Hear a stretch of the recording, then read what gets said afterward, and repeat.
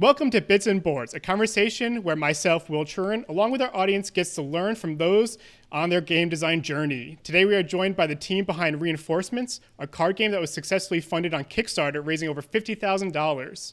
I just want to get us started by y'all telling us your name, even though it's written on there. This is going to be, I think, an audio podcast, so for them, they'll get a little sample of your voices and we'll hear your names. But also, while you're telling us your names, why don't you tell us the first game that you fell in love with?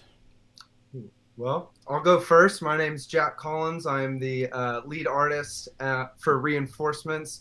The first game I fell in love with, you grow up playing all sorts of like the basics, Candyland, the Battleship, all those, just learning it. But I think I really fell in love with it when I got to college because it was just such an important part of our community. And that first game that really we couldn't put down was Bang. And it was so much fun. It's a simple card game. It's Western.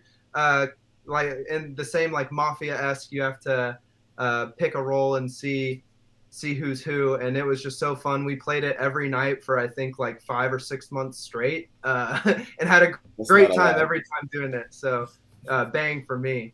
Bang's a good one. How about you? Name Hi. and the first game you fell in love with. Hi, my name is Nick, co-designer, definitely not artist. That's all Jack. Took all that one. But it's going to be cliche, and people might hate me for this, I'm not going to lie, but Monopoly, growing up in my house, was one of the most iconic games. It was me and like 7, 8, 9 neighbors that we would circle around the board and play like with 6 people and dealt money, and I kid you not, it was the most fairest game of Monopoly you would ever consider being played. Like that cheating was not accepted. There was no under. How do you cheat in Monopoly? What is that? There's no cheating. Maybe I was just naive. Maybe I was naive, but I kid you not. Yeah, that's called theft. It was the most fair. But people got angry. Don't get me wrong. Definitely got angry when you bankrupted and landed on it with 3 hotels and everything. But there was no. At least again. Maybe I was naive to it, but. Monopoly was a very big part. I was recently introduced to the term Ameritrash. Oh. And Monopoly is like on the heap. It's the king of Ameritrash, but I understand how like nostalgia. So many people are going to hate me for saying that, but I can understand how nostalgia could override that, right? Just like those core memories, and I think that's what makes us fall in love with games and makes us interested in making games. Are all those core memories that kind of stuck with us, right? But to save myself, I'm going to have another game. I'm sorry, I'm going to jump up. Werewolf is my second favorite. Like that game in college was second to Bang. Like that one was closing your eyes, the night phase. I don't know if you've played it. I have. With different characters, and then you wake up and you have to talk and lie and cheat for 5 minutes and then blame somebody. It's a lot of fun. It's kind of the same vein as Bang, right? I've played Werewolf a bunch, but I haven't played Bang at all. But I'm obviously familiar with it. So you guys like those kind of hidden roles, like sneaky, strategic. Really backstabbing your friend, you're like, people have been lying to me this whole time.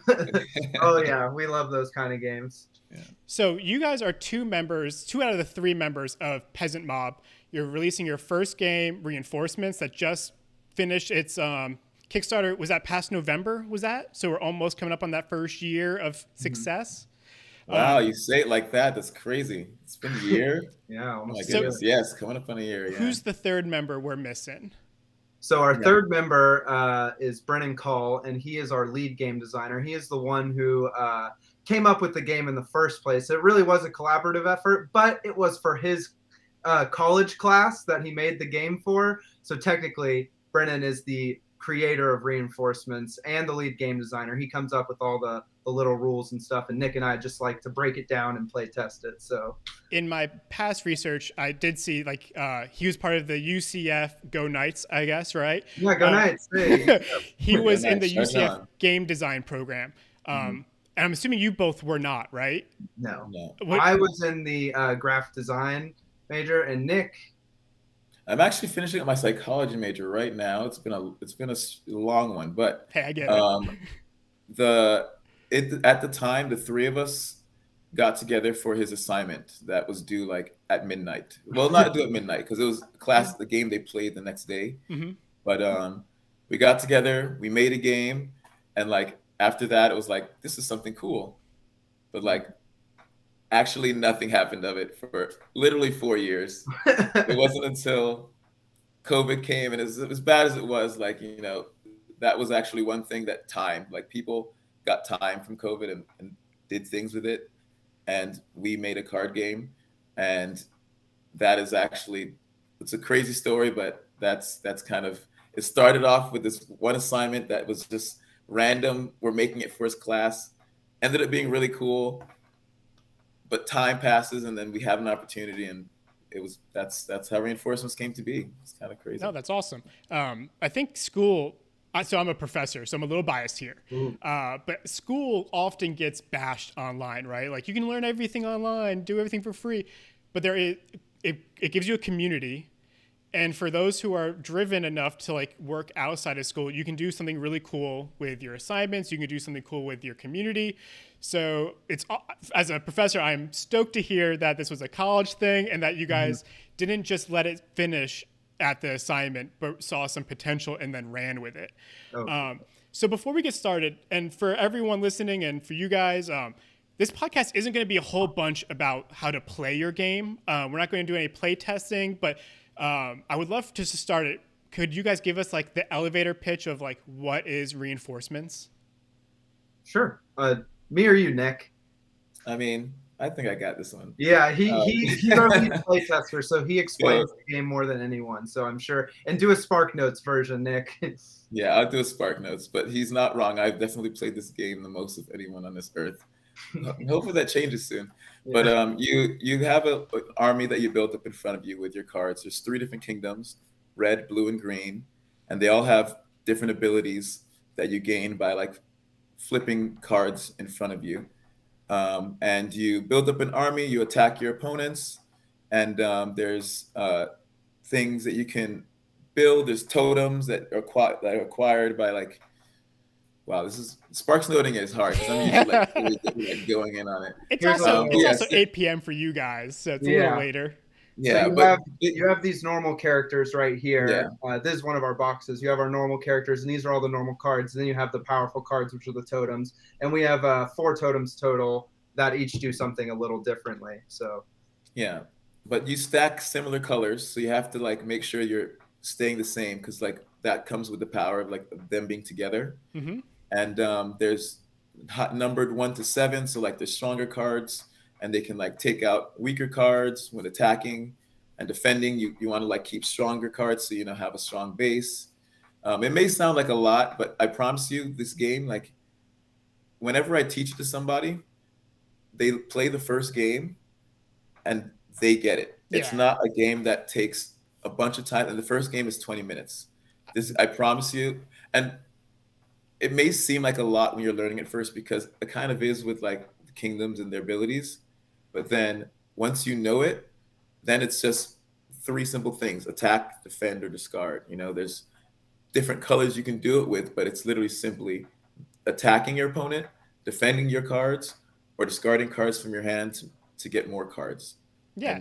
And I think one of the reasons we don't really need to sit here and talk about your rules is because if you go to YouTube, I found like instantly multiple videos that like had people talking about how to play it. You guys have released multiple videos about how to play it. The game is on Tabletop Simulator, and I know you used to be able to buy the rules. Are the rules online anywhere for people to play in Tabletop Simulator? Yes, actually. So the rule book, if you go to our Tabletop Simulator, and again, I wish we had Brennan here. He is our 3D. Since he was a game design major, he's quite versed in everything 3D. And there's a video online about how he does that too. I saw. Yes. Go to their YouTube for sure.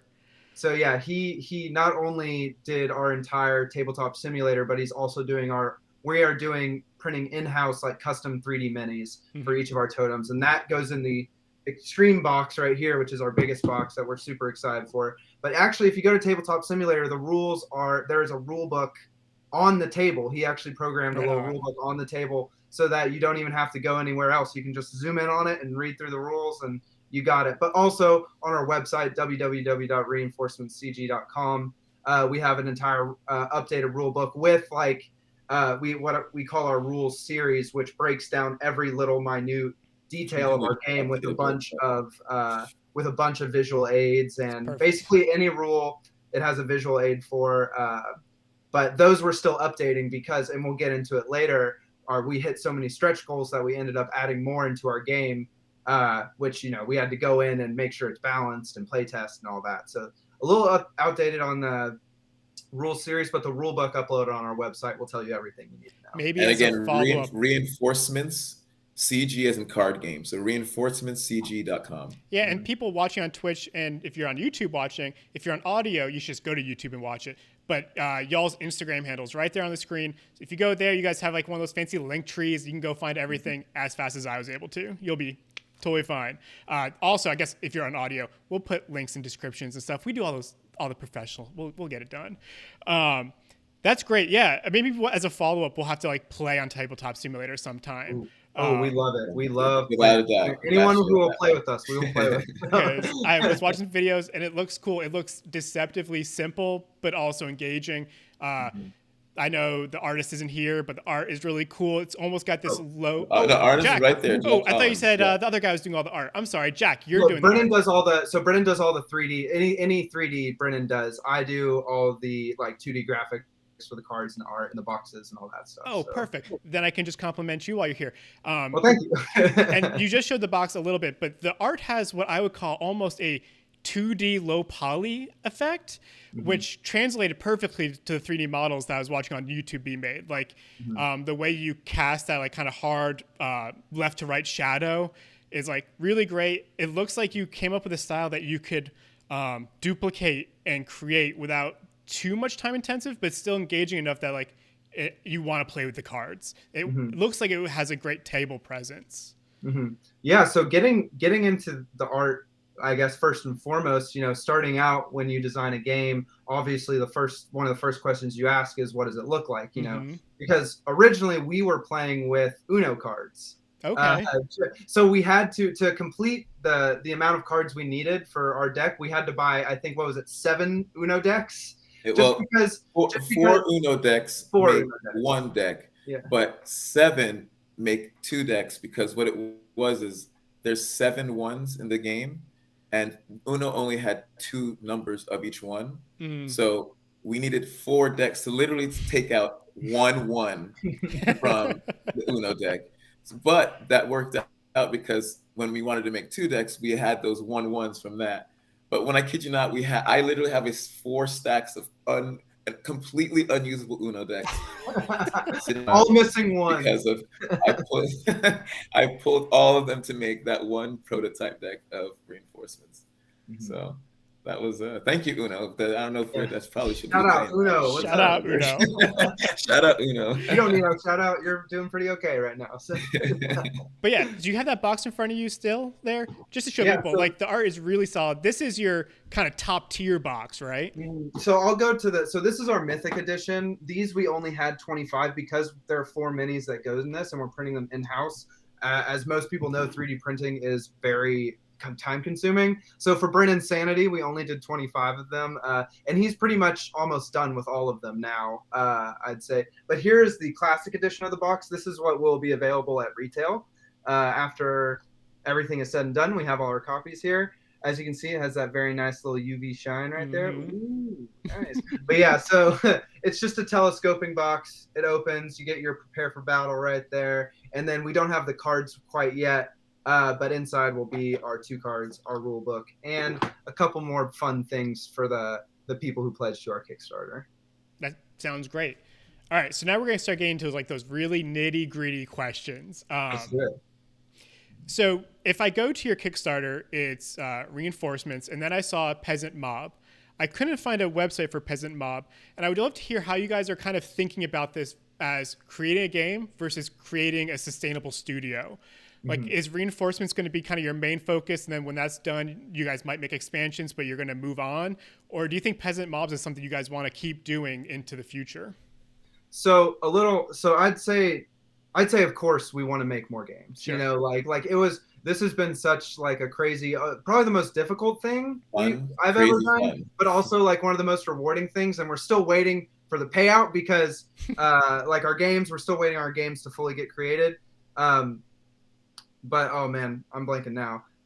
It was when we were making this game, we were 100% had other ideas of other games, But and honestly, right now there are games that we kind of would like to start working on, but the main focus right now has been reinforcements because what is another game if it's not reinforcements isn't known and we're popular? You know what I mean?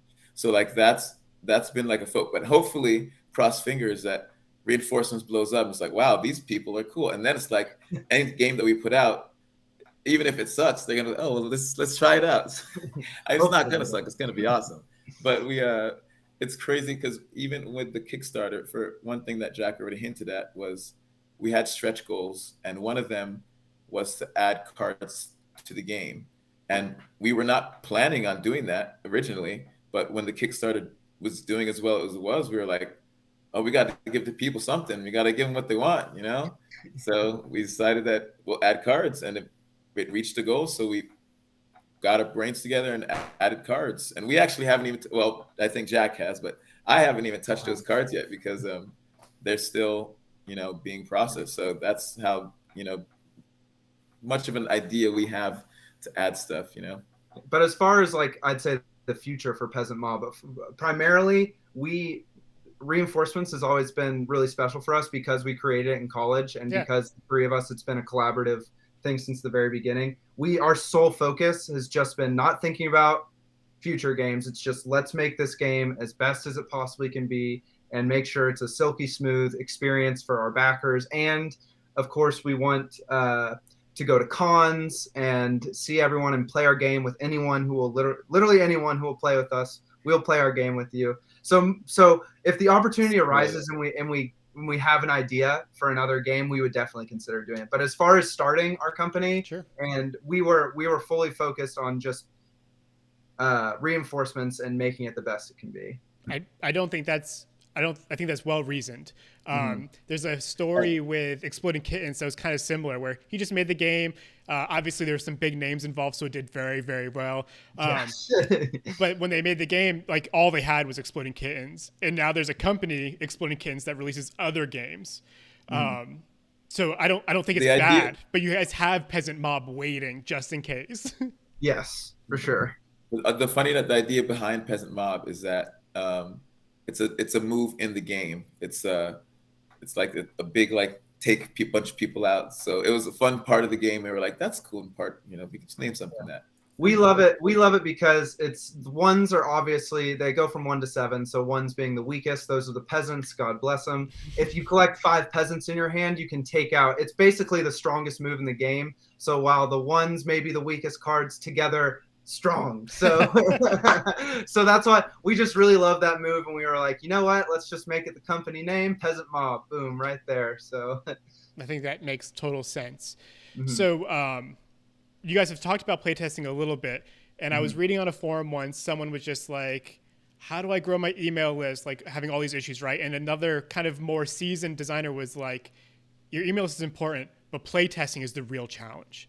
Like, how did you guys go about playtesting and trying to get not just play testers, but like quality play testers that could provide you feedback that's actually usable? Well, Nick should be the one to answer. Nick is our lead play tester, and man, has he play tested. So Nick, you can take this one. So this is actually my favorite part of this story, is because I just got to play this game endlessly. So when the three of us would get together and like brainstorm ideas about the game, because this game evolved so many times. Like that's why the rule series is kind of outdated, because so many times we change the rules a little bit here. Oh, we like this, we don't like this, we change it. But every time we would change it, me and Jack and Brandon, like we would play amongst ourselves, but I would like gather like 5 groups of friends or 3 groups of friends and play, and then go back to them and be like, yeah, they like this, or they really didn't like this. I'd be like, all right, cool. So we changed it, and then I'd be like, all right, cool. And like 2 days later, I'd go back with my friends back over here, because they were both in Atlanta at this time, and I was in Orlando, and I was just had these pockets of friends that I was just playing the game with constantly.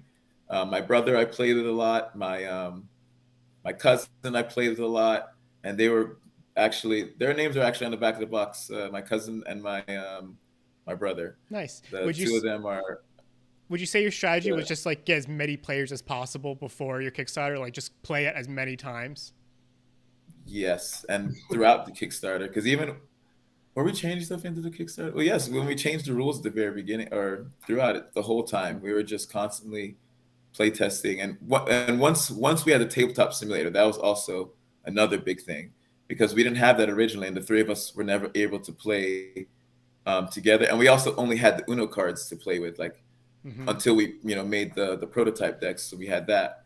But once it was made on tabletop simulator, and we were in different states, we were able to play test a lot those times when we were changing rules. Yeah. But I definitely was a very strong person out there reaching and playing with everybody and getting the feel. And especially like as far as feedback goes from our playtesters, we have a lot of friends who are very deep in the board game community that we respect their opinions.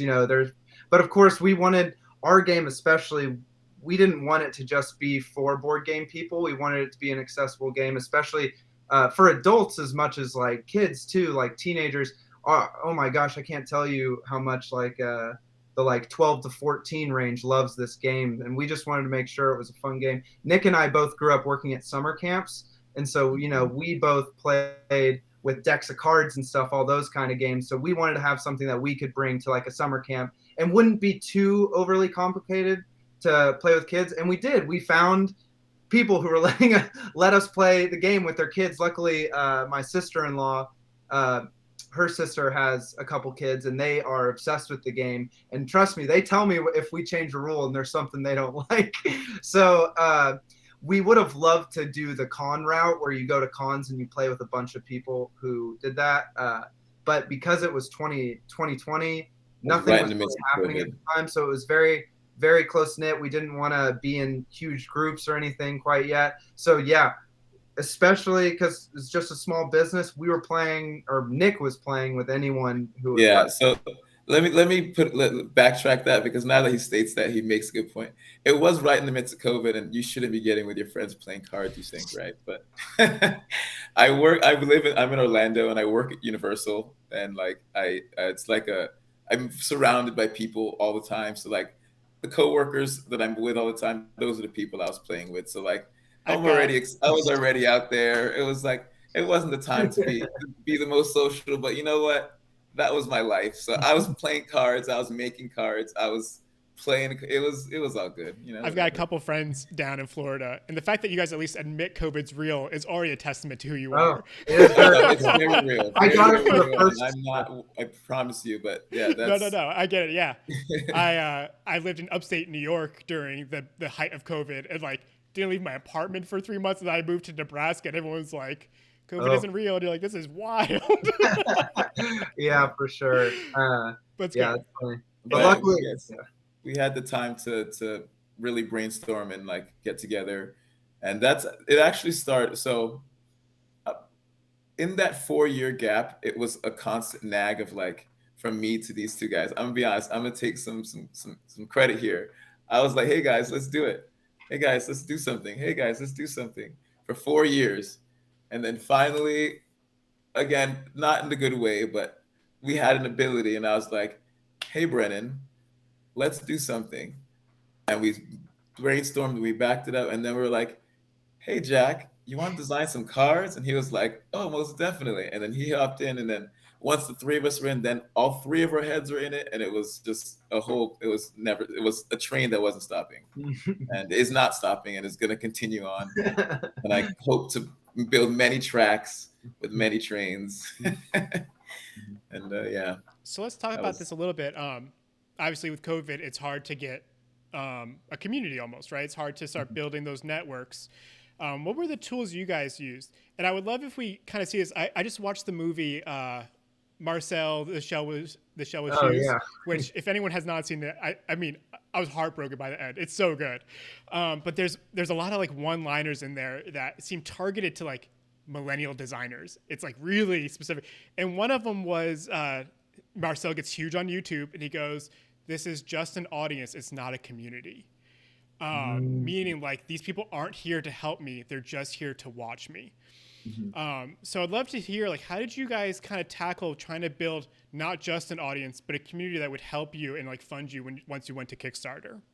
Absolutely, and that's the biggest thing. That was something that was in my role, is a lot of advertising and marketing, and especially like you said, building up that community. We didn't focus as much on collecting emails.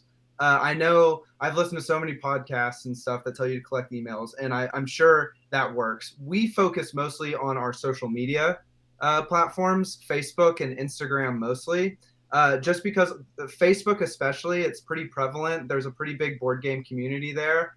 And the number one thing when interacting, especially as your card game or advertising your card game, you just want to be genuine, and you don't want to just come off as, hey, promote my game and nothing of yours. So along with that, also Reddit, there's a subreddit called Tabletop Game Design that we would constantly post and ask questions, and people would comment on it, and it almost in a way they're helping us form this game while it's being developed, because you always need outside eyes on it. You could think something so sick, so awesome, and you post it and it gets like no response at all, and you're like, well, guess we got to go back to the drawing board with that one. So it's very important to build a relationship with just the board game community in general very early on in your Kickstarter, because obviously, yes, you want them to back your game, and but more importantly, I'd say some of our favorite times we've spent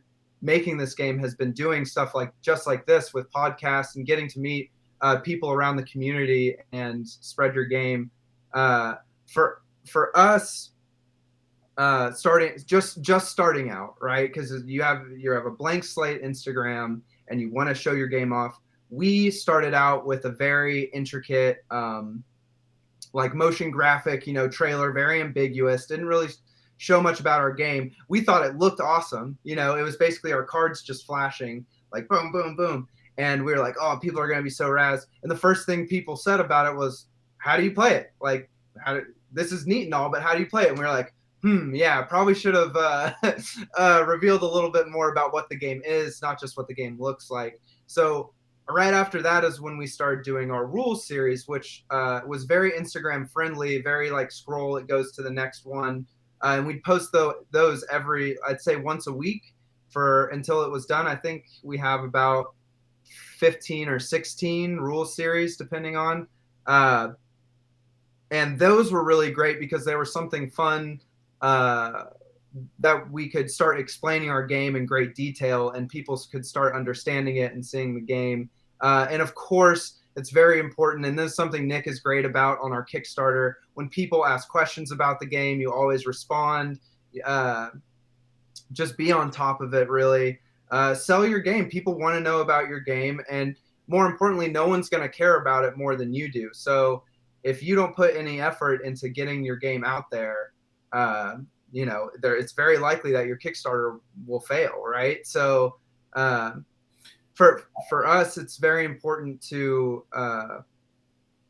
for us, it was very important just to make people excited about the game just before you even hit launch. Because if you don't do that, then it's a very difficult, if you don't make that goal in like the first couple, if not the first week, in the first day or so, it's a slow grind to get to that goal. So yeah, I do want to give a lot of credit here, and not just tooting my horn, to Jack Collins over here, because he actually was a very big reason with like graphic designing, all of the slides that we did, all the Facebook posts, all the making of the car, all the things that you would reach out to pay the top dollar for someone to do.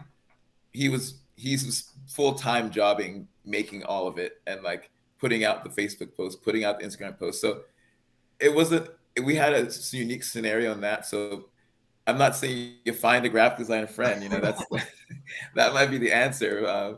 We each had like a very unique part to this process that really helped it all come together. That's one of the things I try to like ingrain. So I teach graphic design, and I try to ingrain in my students is like, everyone needs you, and like any project you want to start needs a graphic designer.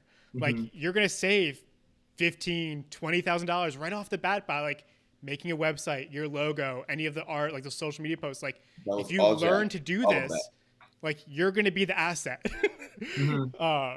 They don't care. But it is so important, especially none of us are marketing majors. None of us are, Right. none of us know much about that. So this all was just like learned on the fly basically. And, I have like a graphic design account that I tried to like go big. I'm pretty sure it only has like 200 followers, something like that. So I had made an attempt before I had started this, but there was obviously like with this, there was way more passion that went into it. And of course, like you said, I would tell your graphic design students the same thing. Yeah. Learn everything there is to know about graphic design, because you never know when you might need it. And something that came in handy was motion graphics as well. Sure. I'm very fortunate to know After Effects pretty well. And oh my gosh, like that's how we made our campaign intro. That's how we made our lower thirds on our video. Even video editing, I had to, like Right. so many things, product photography, like so much stuff that goes on behind the scenes. Like I can't tell you, if we scroll through my photos, all it is like photos of these boxes and like just like endless photos. Yeah, that was a very challenging part, but very rewarding, because obviously it turned out great for us. So to see it pay off, all the hard work was pretty great when the Kickstarter actually came around. So from your just brief description of everything, it sounds like Facebook and Reddit were probably your two biggest returns. Instagram seems pretty worthless most of the time with the algorithm, but you guys did amass a small following. To get that algorithm what on was our that, side, Nick? I think we found a way to get an algorithm on our side with Instagram. Right on. We did a lot of contests, I think was a big thing.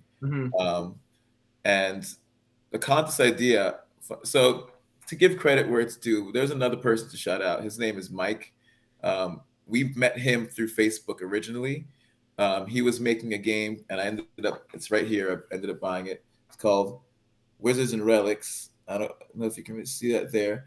It's a really awesome game, and the way the cards look were kind of similar to ours. They're kind of like the same like face on a card. And so when we were flipping through Kickstarters, when we were originally starting to try and figure it out, we saw his and just decided, like, we just cold turkey decided, let's message him and see if he's willing to talk to us. And he ended up being the absolute coolest guy and helped us so much throughout our process, because he was 1 or 2 steps ahead of us in the Kickstarter process throughout the entire process as we were going through it. So we actually messaged him 3-4 different times to be like getting advice. And he was like, yeah, so I literally just messed up doing that. So don't do this. Here's what you actually should do. And then we did that, and we ended up doing and the idea of the giveaways that kind of really boosted our Instagram count at the beginning or around the end, right before our push, was because he did a giveaway and he was like, it worked out for him. So Jack can go on about that, because he was very big about the giveaway. Going about like marketing your game and gaining a following as well. Of course, giveaways was one of our main strategies to gain followers, especially the month leading up to our launch. Everyone always says, like, it's very important just to gain. You need to peak right at your launch, and you need to have those people wanting to back your game, not when you launch. You need to have it before you launch, because as soon as it opens, you want them to be excited about the game. And so that is what we did. So we did an entire month of giveaways. We made a whole deal about it. First, you weren't giving away stuff of your game, right? It was like just other cool prizes. So like, for example, the first week we found something to give away once every week for a month. So four giveaways total. The first giveaway we did a designer select giveaway. So it was my favorite game, Nick's favorite game, and Brennan's favorite game. And those ended up being what? I think it was Bang for me, Werewolf for Nick, and then not Scythe. Which one was it? Scythe for Scythe. I could not think of it. So Scythe. So we 2 literally small ones and then a big box. Yeah. So like Scythe was our big. And I think that got us the most followers. Oh, I'm sure. That's like a big prize. 300, 400 just from that giveaway. Yeah. And none of us are like rolling in money either, especially like small time creators like us, first time doing it. We didn't have company money to pull from. So this is all coming from our pockets and everything we put into it. Yeah. And so that was our big one. And then like same person we got these embroidered from. We have an embroidery person here that we got some hats embroidered. And that was another giveaway. And then we also did a really cool, we found this seller on Etsy that makes like really cool, like old style wooden beer mugs, right? Like the real, like authentic, like Stein. So we got one and wood burned onto it as our company logo. And it was so awesome. and that like it turned out so great. So that was one of our giveaways. And then of course the very last one was a like super early release version of our game that we had from our manufacturer. So one lucky person got that one, which if our game ever like becomes more than what it is, which we hope it does, but that person will have a limited edition, like one of a kind early release copy of Reinforcements, which is pretty cool. So we did one of our giveaways was our game. Cool. No, didn't we give it to 3, or was it 1? It was just one. It was 3 hats, one game. Oh, 3 hats, 1 game. That's right. Mm-hmm. So one thing I saw on YouTube was that you had a couple other like content creators do reviews of your game, and they all seem to have like kind of early prototypes of your board game. So what I would love to know, and again, you know what to say if you don't want to cover anything. Was it something that you guys made in-house, the prototypes, or were they things that you got from your manufacturer? Did you have to pay people to get them on their show? Or like, what did that whole look like to get that collaboration? Because I'm assuming that helped drive traffic to your Kickstarter, because they seem to be timed all right around that. Oh, of course. And again, that was part of the big strategy is choosing, which company, because there's a million out there that will review your game. Some of them will do it for free. Some of them you have to pay for. Obviously, the ones with the higher viewership, you'll have to pay a certain amount. We were paying on average, I think, for our how-to videos and for our there was like a big TikTok guy that we got to review our game. We were paying around $300 to $400 per spot, I guess you say, for those, because you do want it to be good. And depending on the person, they have a very passionate fan base.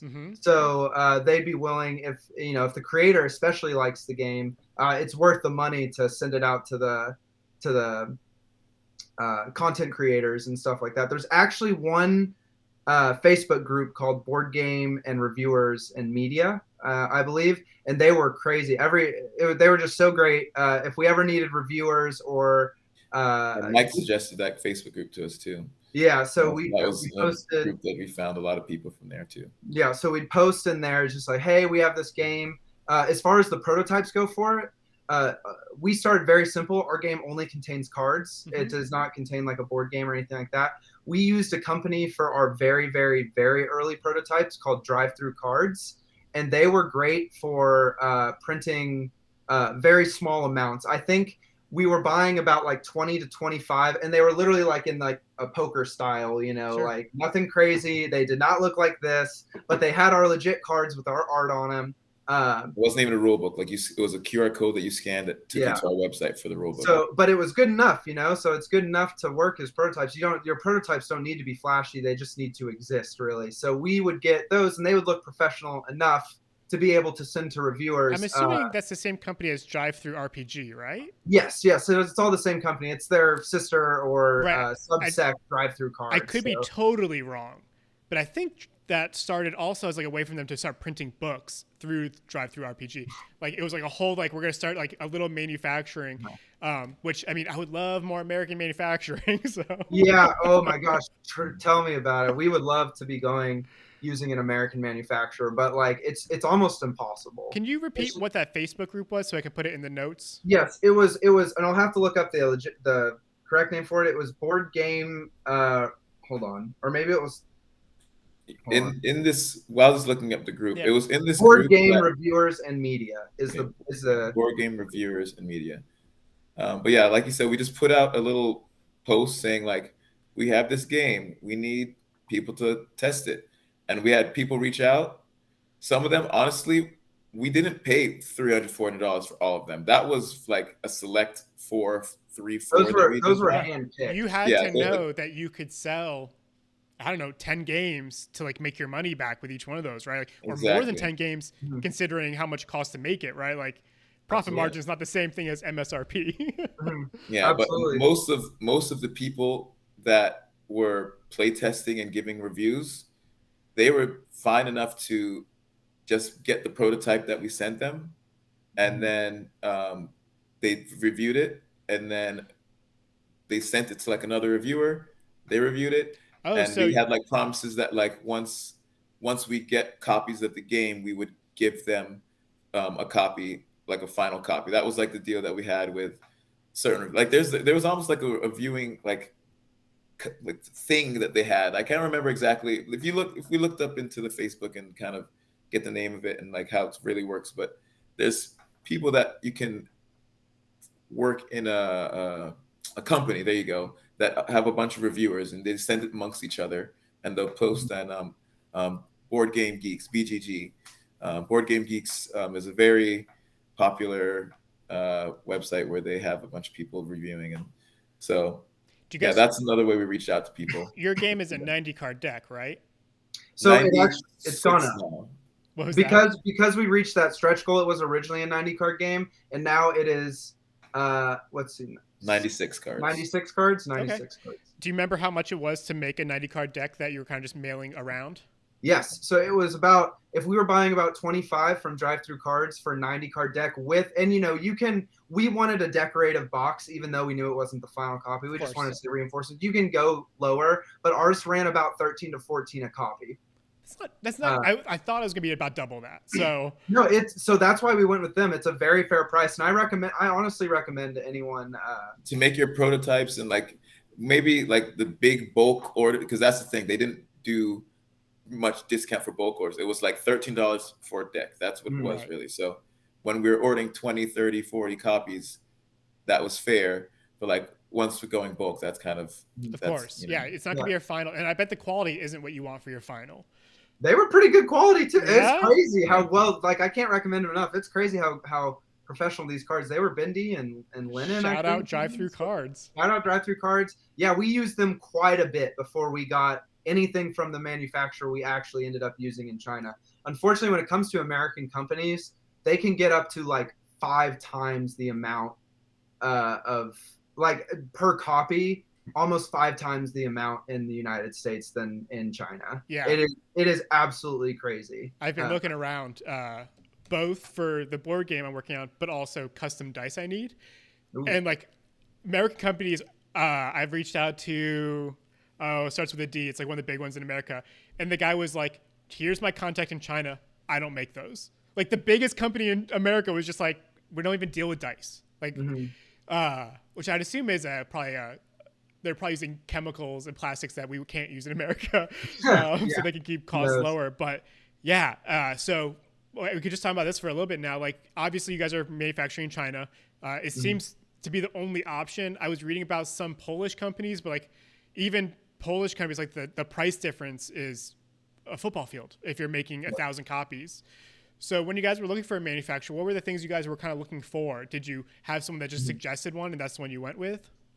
So we went through, originally we were going to go just try and do the person that Briggs, the guy at Wizards and Relics, suggested to us, but we never heard back from them. And so there was a certain website I went to. I was kind of in charge to reaching out to manufacturers and whatnot. I do graphic design and film, so I'm constantly talking to print shops and stuff like that. I'm very used to talking to, client, all that fun stuff. And so basically I looked up, I think I ended up emailing almost 20, if not 25 different manufacturers. Sure. And some of them get back to you and some of them never do. And there are some get back to you weeks later. You'll see too, like there are ones that care more than others. Sure. There are ones that are very, very immediate in their responses, and you'll come to learn that is extremely valuable, especially when working overseas, because you really only get one email before the other person wakes up. So you're pretty much playing email tag. Right. We still do it with our manufacturer today. But yeah, we probably emailed. There was one specific website, and I would have to look up. Sorry, I got something in my throat. You're good, man. We're talking for a while here. We can cut this part out. It's just real life. There was one. Sorry, here we go. There was one specific company that we went with for a very long time, right? And then we heard back from this other one that I sent an email to on a whim just to see their prices. And of course, the prices were significantly lower and starting to look like something we could legitimately afford. And then this one company, the one we ended up using, was very good at communicating with us, very, very transparent, and their prices were better than anyone else's. And it's like one of those diamond in the rough things where they've been really great.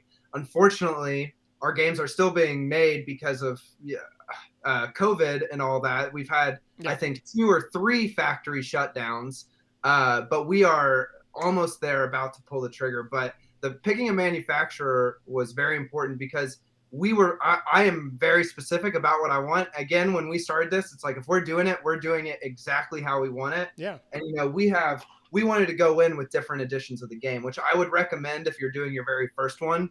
Don't do 3 editions to your game, just do 1. But we did 3 editions, and we put in a lot of work, and it's been worth it. But as you can see, like, there's a lot going on in this box with the bells and whistles with that. But then this box, the gold edition, is completely gold. But even the back has like gold outlines. Does the content inside change at all, or is it pretty much just the box? Yes. The gold edition comes with a very cool gold sides to the cards as well. Sure. So when they're laying on the or when they're on the table and you see a big stack of them, you can see it's basically like solid gold. It looks so cool. We can't wait. So again, I told you we're gonna get real nerdy and but my concern with something like that would be you're gonna sell the most of the base model because of costs, I would assume, for most people. But you still need to hit certain quantities to manufacture anything. So that gold box, you still need to produce X amount, right? So how'd you work out those minimums you manufacture for you want less of the harder one to make? So for us, the gold edition, when you ask for quotes, we were asking, I think, for 1,000 of the base edition and 500 of the gold edition, which are 2,000 of the base edition. Oh, we ended up ordering 2,500 of these because our Kickstarter did well. But yeah, so we wanted quotes for 500. For a lot of companies, 500 is the minimum. Yeah. For large scale, although this one was a special case. This one we only sold 25 copies of on our Kickstarter, and luckily they were willing to make just only 30 of them. We wanted a couple extra, of course, for ourselves, and maybe like a giveaway at a con or something in that realm. But yeah, so we went in asking for 1,000 copies of the base edition, 500 copies of the second edition. And then judging by that, if you can hit those marks, you'll be pretty solid. And you gotta obviously calculate, depending on the cost of your game, you have to calculate how many do you have to sell in order to make a profit. Luckily, because our game is just cards, it is relatively cheap to make, which is great. Another great reason to do a just card game as your first. You don't have to, but it makes it much easier, right? Because you're not manufacturing these intricate pieces. You're not manufacturing boards in themselves. So it made it very easy, and it kept costs down. And we were able to take risks that a lot of first-time Kickstarters probably wouldn't be able to make. We put a lot into advertising before our Kickstarter as well, like paying specific. It's a company called Gelop that we used that I actually think we ended up bringing way more traffic than they did in the long run. So if I went back in time, I might rethink that one. But yeah, because our game was so easy and cheap to produce, we were able to take a lot of risks that you normally wouldn't be able to take on your first time going through. But I'd say about you want to 500 to 1,000 copies is the standard minimum that you'd be getting from these companies. Can I ask how many units you guys sold over everything at Kickstarter? Yeah, for sure. Nick, do you want to take it? You know the numbers. Yeah. So another part of the reasoning why 500 was a cap and not so much of a problem was because for our Kickstarter we didn't have it continuing after, which a lot of Kickstarters did, and we thought about doing, but we wanted to like make it like a hard lock because that it would still be selling right now, I guess. I was gonna say, like, people who are listening could get the tabletop simulator, but like right now they can't get their hands on the physical. Yeah, right now you still cannot I really wish that weren't the case. I really wish that there was a way for you to do it right now, but we're still working on getting that set up. But when the Kickstarter ended, whoever got a gold edition, that was it. Right. We have and I think it was 400 something. Yeah, we ended up we getting, had- I think, right around 450, which is great for us because it is a Kickstarter exclusive. Yeah. But it's something we'd consider making like a con exclusive. Like we'd Yeah, only so sell. those 50 copies leftovers. And so we've mentioned cons about 3 times now. Guys, if you come to a con and see a reinforcements table or a reinforcements flag, we'll be waving it high. Come by. There's going to be raffles. We're going to be giving away the gold edition. That's the only way to get a copy of it now because you can't buy it. We're going to be giving away at cons the 50 copies. Maybe 1 or 2 of those 30, because again, we made 30 mythics, 25 are given to people. We're going to keep the ones ourselves, Sure. so that really leaves only 1 or 2. Yeah. Even I don't even know if we're giving a mythic boxes. We'll see how that goes. But as far as like the concrete numbers, we sold, I believe, for the classic edition, we hit around 960. Nice. Yeah. Or no, is that right, Nick? No, sorry. 960 sounds right. That was total. That was total. But that's I think 960 backers. Some of the backers bought multiple copies, so it might be around 1,000 something. Yeah, we'll say like But- 1,000 units total, right? Yeah, 1,000 total, and then we bought 2,500. So when we go to those cons, we will be selling those Yeah. 1,000+ copies. And I'm sure you guys will eventually have like an online store Oh or yes, something. once we have some kind of money.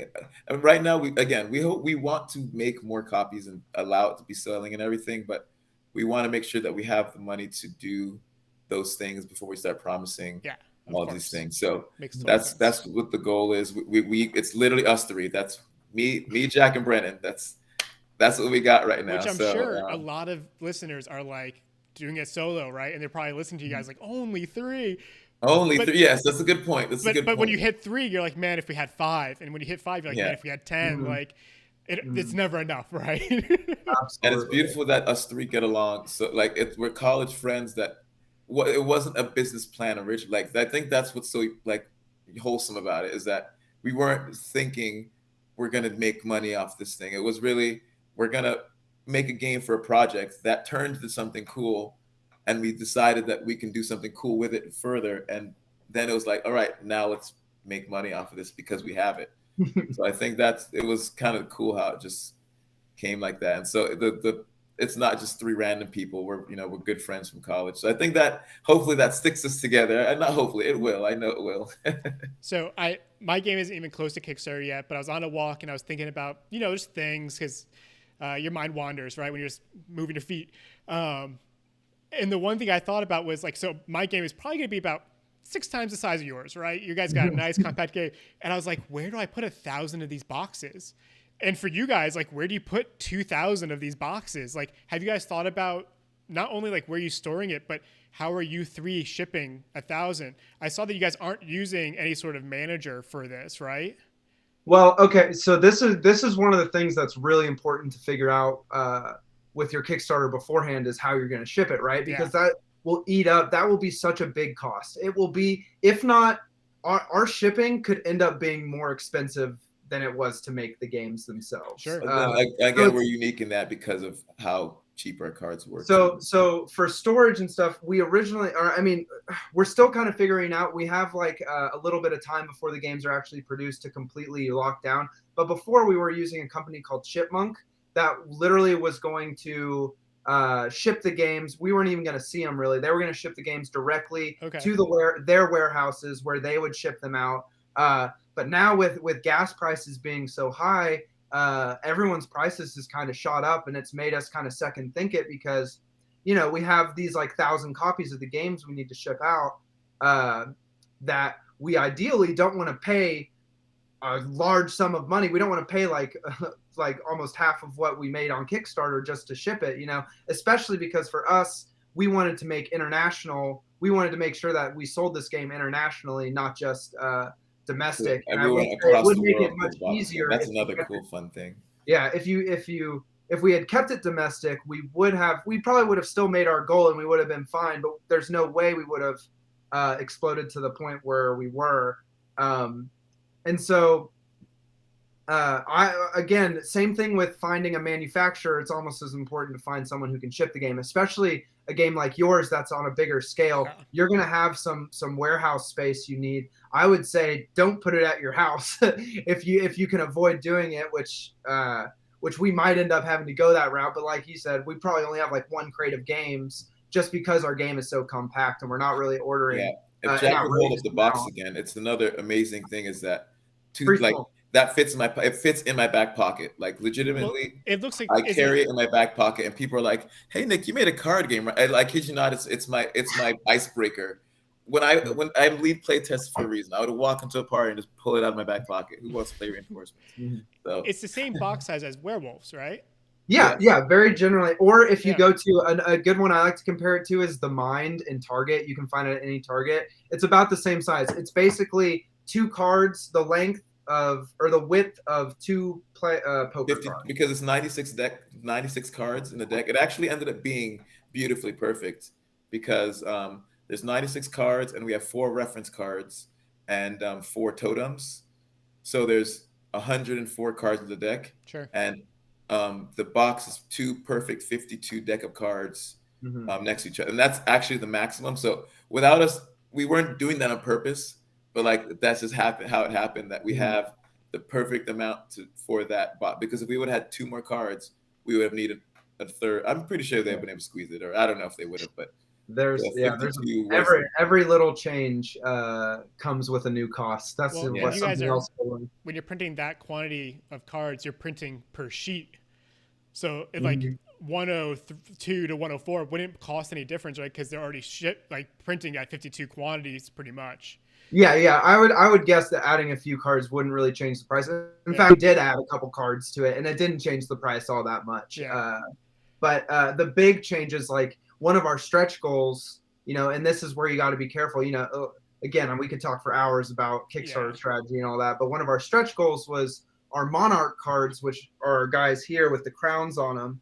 We wanted them to have gold foil crowns on the actual cards themselves. And so that's been a big one of the things that's not put us back, but one of the challenging things for the manufacturer to kind of figure out, because how they kind of sold this is like, anything you want, we can do it. And we're like, okay, here's everything we want. And they gave us a price for it, and they accepted it. You put the deposit down, and we'll see. We have still not seen it yet. The cards actually have ended up being what is taking them the longest because of factory shutdowns in China. That one specific factory that makes the cards is just getting, and if they go on a 2-week break, you got to think about all the games they were making during that 2-week time. Now you're on the back burner of that. Oh yeah. But luckily we've been on the back burner enough to where now we are at the forefront. But we're living in the time where we're by no means where we are completely accepting of what's going on. Like it's crazy because it's funny how it's crazy, funny, whatever the word you want to use. How it's slowing us down now, but it's only because this happened in the first place that the game's even where it's at. So like right now, what we have done is we've finished what we could do. It's in the manufacturer's hands, and yes, the lockdowns are slowing us down, but we are so close to getting it to the world, and that's what us 3 are the most 100% excited about, is finally, after this whole long process, this whole long creation, the whole long brainstorming and designing and Kickstarter and pushing and all of this, so soon these cards are going to be in people's hands and they're going to be playing, and I hope that they love it, and I hope it blows up, and we're so excited for it. We're so excited. Do you guys have time for like 2 more questions? We're about hitting our mark. I got 2 more. So absolutely, you got 3 more. Go ahead. 4 more. I don't know. So generous. So talking about the timeline. So I would love to know like how long it took to how that class, right? You guys played the game, you made it into class, to when you started taking it seriously, to when you kickstarted it, to when you started production, and like what's the next milestone that you're hoping to hit? Do you have and I don't need exact dates, right? But like, what did the timeline feel like for you guys? Can I take this question? Yeah, go for it. Nick's been dying. Oh boy. So when we made the game, I don't remember exactly when specifically, but it was about 2016 when we first made it. Okay, so in 2016, Brennan had a class where the assignment was to make a card game. Okay, so it was the night before it was due. I don't even think I was living in Orlando at the time. I was visiting for a UCF football game. This is So I was so happened to be here. Jack was his roommate. So the three of us were, and I was staying at their place. So they were roommates, and I was staying at their place for the game that weekend. And Brennan was like, I have this assignment due tomorrow to make a card game. You want to help us out? So that happened in 2016, right? We made the game. He turned it into his class. It was the best game in the class. Everyone loved it.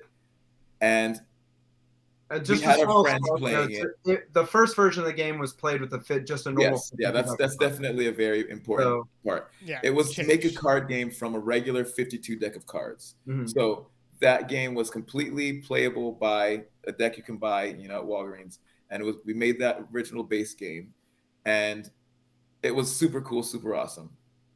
After the class was over, I was like, "Hey guys, this is pretty cool. We did something with this. Let's do something." But and to each completely fair, like I'm not upset about it now, but they both had their lives. They had school, they were doing jobs, they were doing life. That so like I completely get why in the moment they couldn't. Mm-hmm. But I tell you, I nagged. I promise you, for four, it was a nonsense. And Brent Jack could attest. I nagged every time I got a chance. I was like, "Hey, so you guys want to do something now? You want to do something now?" So how long do you think that nagging was? 4 years. Till 2019 when So COVID. 2020. 2020, sorry. So it was like 2016 to 2020 of you just being Yeah, like, 2016 to guys ready? 2020. Mhm. When Perfect. COVID happens, the lockdown is we're a month or two into the lockdown, right?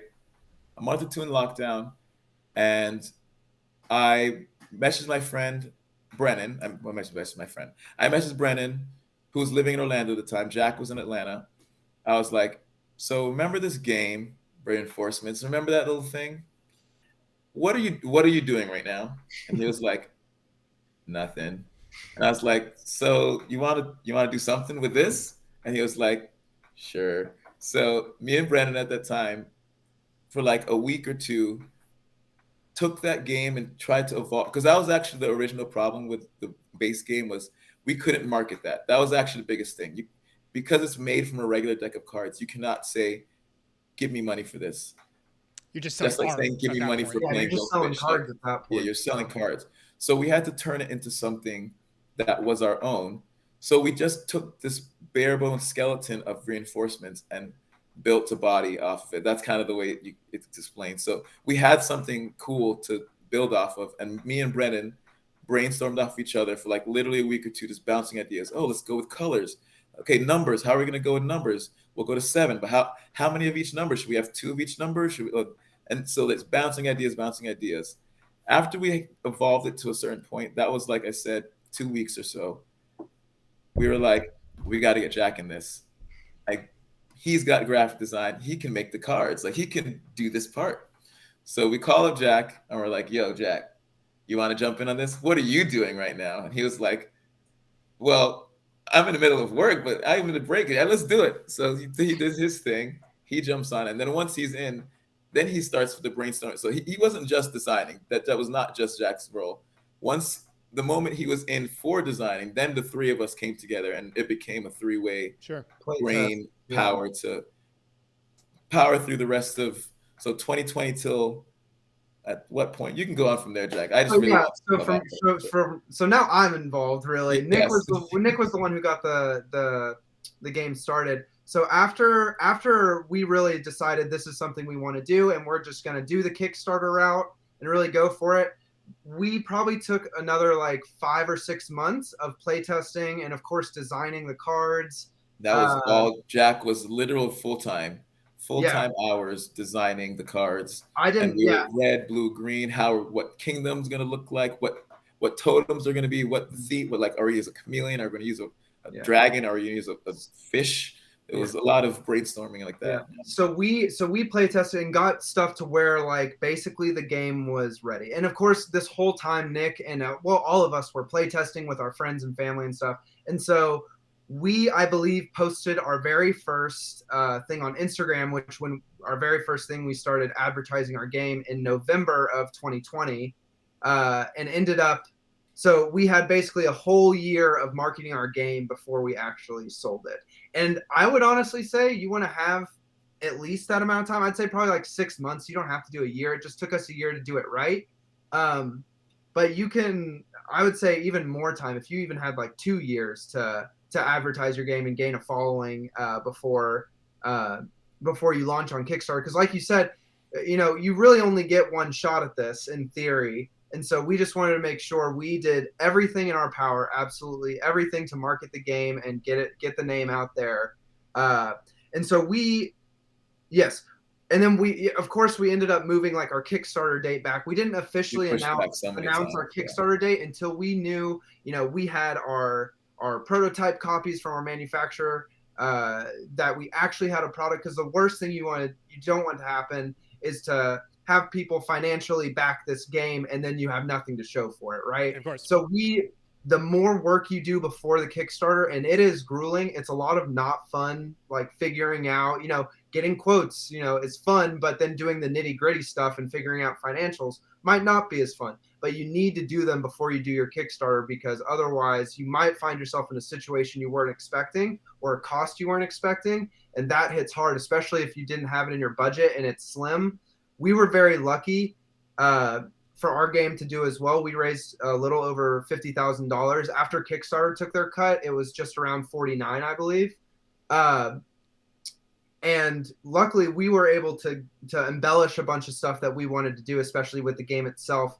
But you have to think about not only how much it costs to get the game or to make the games, but also to pay for advertisers during, if you're going to do that, or like we discussed, pay for the influencers or reviewers to review your game and post it on their social media.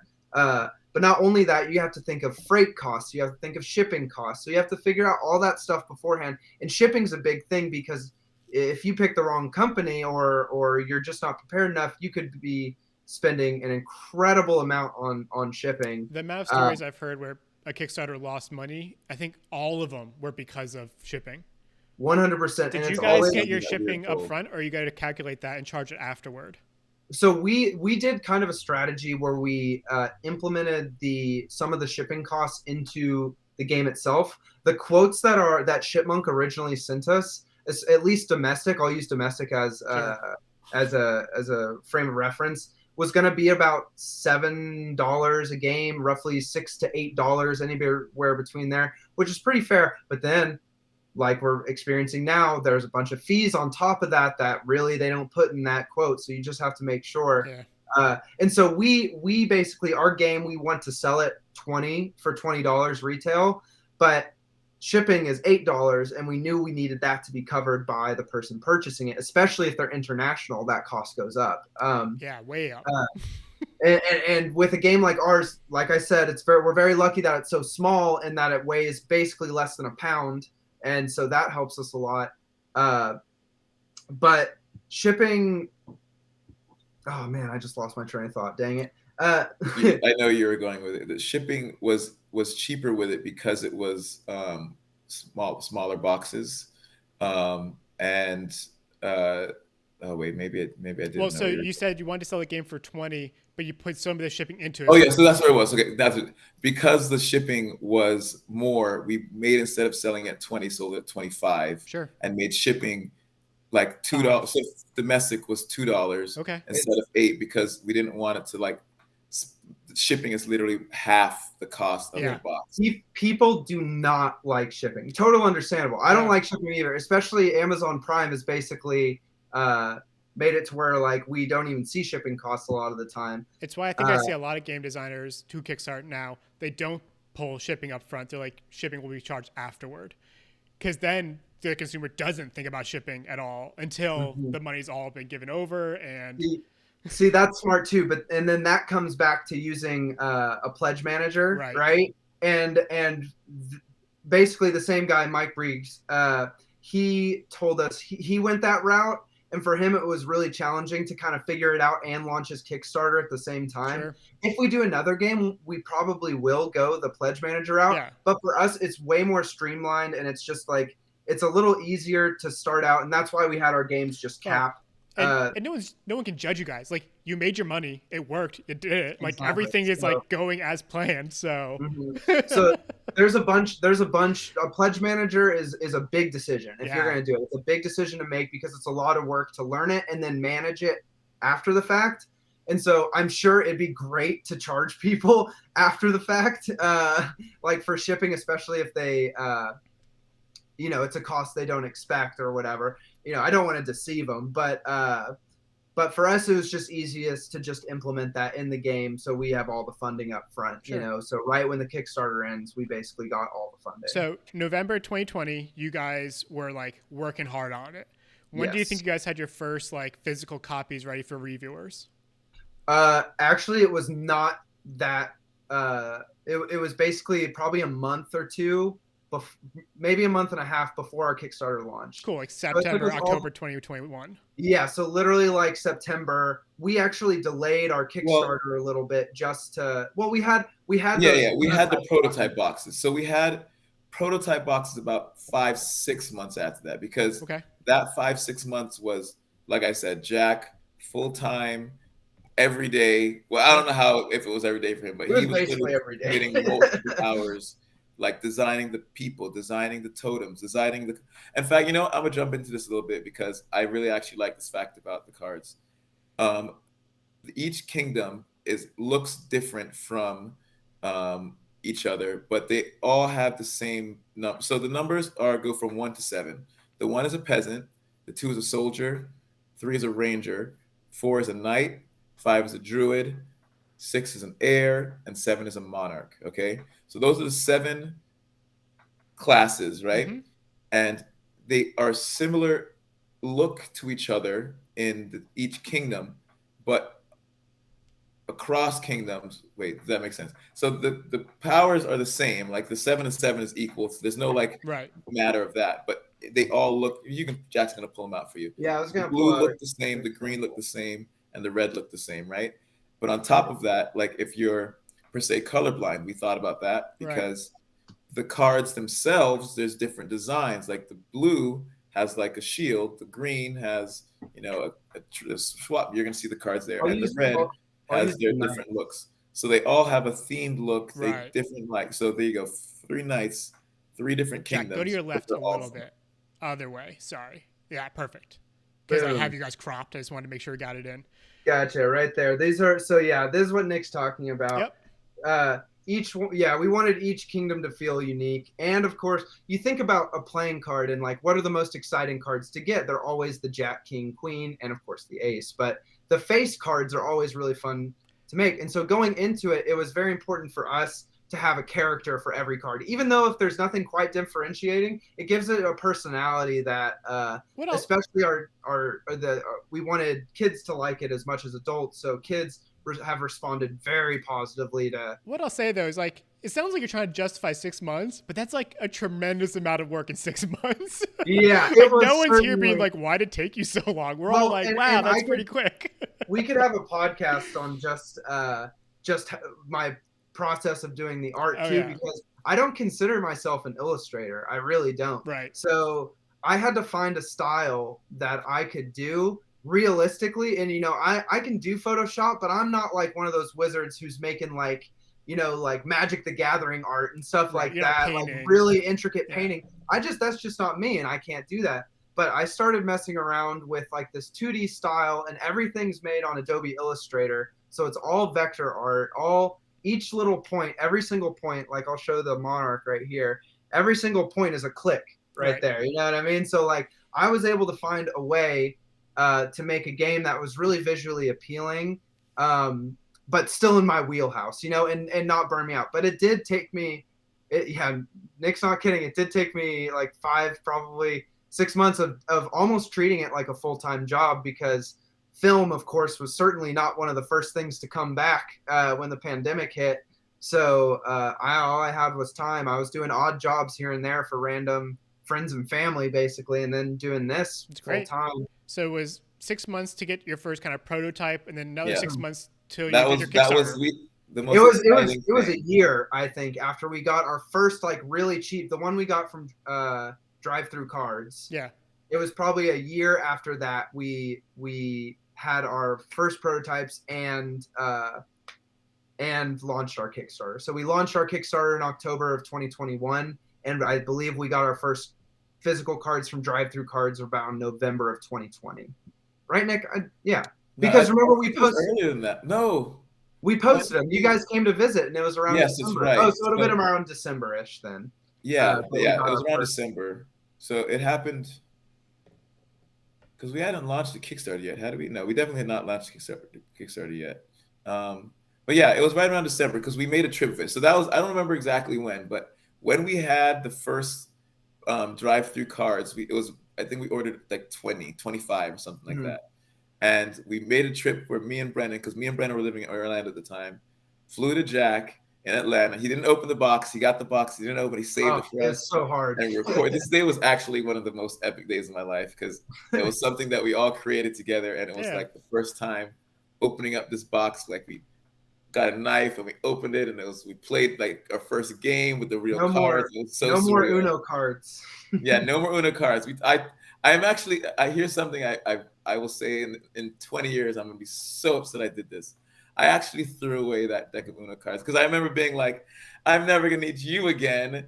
And then like, I'm so stupid. I should have, that's like prime, like first edition. I'm so upset with old me for throwing that away. I get it though. Yeah. But yeah, that once we got those like first prototype, that was like such a surreal moment. That's awesome. Well, we've hit our time and then some. I have 100 more questions, but I think we did pretty good today. Where can people find you guys? We can't buy the game now, so how can people keep supporting you while they wait for the store to open up? And then, any last comments or thoughts? For sure. If we keep our Instagram and our Facebook most up to date. Everything we post on our Instagram, we post on our Facebook. I would say go to if you're a big Instagram person, go to reinforcements.cg. Any updates about the game's process normally goes on right there. But even more so, we post mostly development-wise on our Kickstarter page, and you can still follow that. We want to have our Shopify up very soon. Like we said, we've been going back and forth with how exactly we're going to ship the game. So before we can sell the game, we need to know exactly how we're shipping it. But hopefully very, very soon. It's something we've wanted for a while. But yes, follow us on our social medias. Follow our Kickstarter. Check out our website, www.reinforcementscg.com. And we have an email link if you wanted to put your email in to get updates about the game. But basically, we're just really, really excited for the future. For us, we're in the hard part right now, right? We're in the part, and we knew it was going to happen. That isn't, it isn't fashionable. It's not glorifying. But you get there, and then once we get the games, we are so excited. We're going to be announcing cons we're going to, and we're just going to get out there and play our game and sell our game to anyone who would want to play it with us. And we think it's a very unique experience and very easy and welcoming, a great gateway into the world of board games and card games. Gen Con's happening right now as of recording this, but maybe Gen Con 23? We'll see. Could be. We'll definitely have the games by then. Fingers crossed. God, unless a meteor hits China or something. Don't say that this time. Oh my God! Yeah, I just jinxed it. Hey, don't worry. We'll have other things to worry about if that happens. But yes. Anything else, Nick? No, that's that. I think we did a lot of reinforcements to be had. Oh, actually, and I do have something. One of the parts of the game, the most fun part of the game, the name of the game, reinforcements. Whenever you get a tie, so there's the instance when you're attacking, right? And like it's a 4 and a 4, you have to yell reinforce. Well, no, you have to yell reinforcements, and then you draw cards from the top of the deck. Video, yeah. And higher card wins. But if there's another tie, you yell reinforcements again. And we've gone that like 6 times, and it's one of the most fun because like you're like reinforcements, and you flip reinforcements, and you flip, and it's really exciting. Yeah. So that's definitely a good little end note. We can just yell reinforcements as we into the sunset. Perfect. Yeah. Thank you so much, Jack. Reinforcements. The third is Brennan. Brennan. We miss you, Brennan. Sorry you couldn't make it. You can find them on their Kickstarter at Reinforcements. You can find them on Instagram at reinforcements.cg. We'll have all these links we've talked about in the description of the YouTube and audio. I'm lTruran. You can find me at 2rocks on Instagram, but it's IIROCS because I make life complicated. Now the boring housekeeping. You can find me next Thursday as I DM Dungeons and Designers, and you can come find us on Twitch every Monday for our Around the Table, Pop Culture Roundtable.